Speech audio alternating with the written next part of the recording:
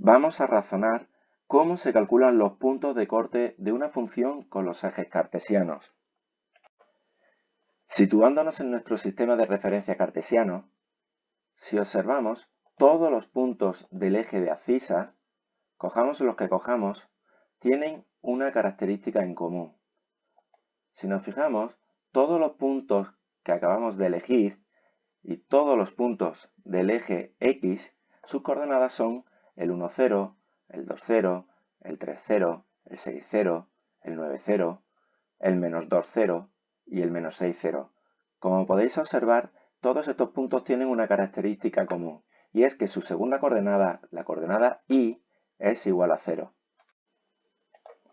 Entonces, ¿cómo vamos a calcular los puntos de corte de una función con el eje de abscisas?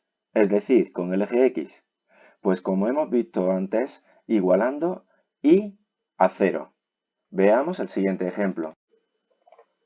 En la función cuadrática x² más 3x menos 4, si queremos calcular los puntos de corte de esta función con el eje de abscisa, lo que nos dice la teoría es que debemos igualar Y a 0, o lo que es lo mismo, igualar la función f de x a 0.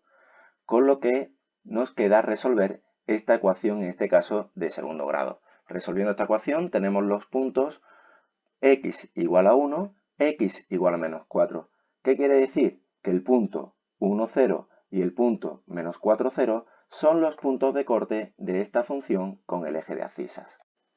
Si nos fijamos en la gráfica de la función del ejemplo, efectivamente los puntos 1, 0 y el menos 4, 0 son los puntos de corte de esta gráfica con el eje de abscisas.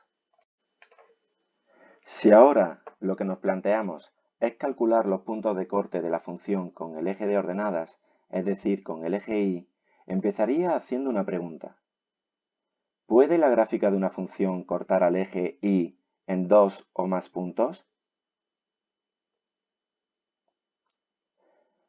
Obviamente la respuesta es no, porque de cortar una gráfica al eje Y en más de un punto no sería función, puesto que para serlo, recordad que a cada valor de x le podía corresponder un solo valor de y.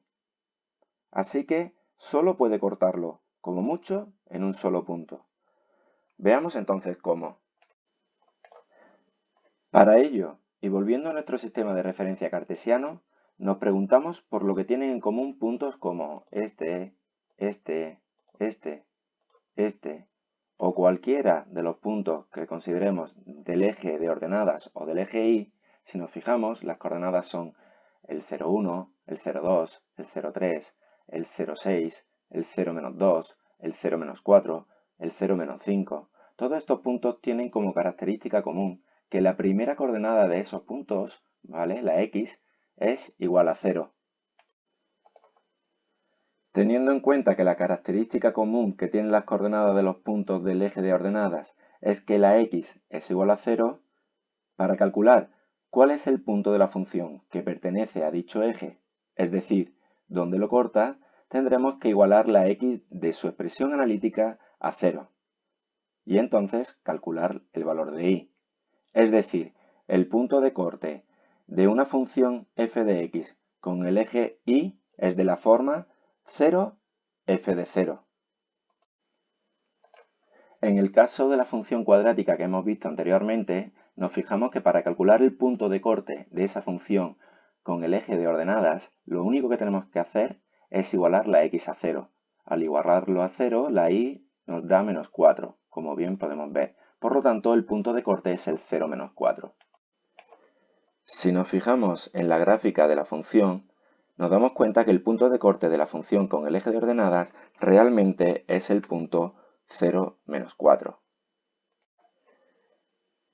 Bueno, espero que este vídeo os haya servido de ayuda y ya sabéis que ante cualquier duda plantearla en el foro. Gracias.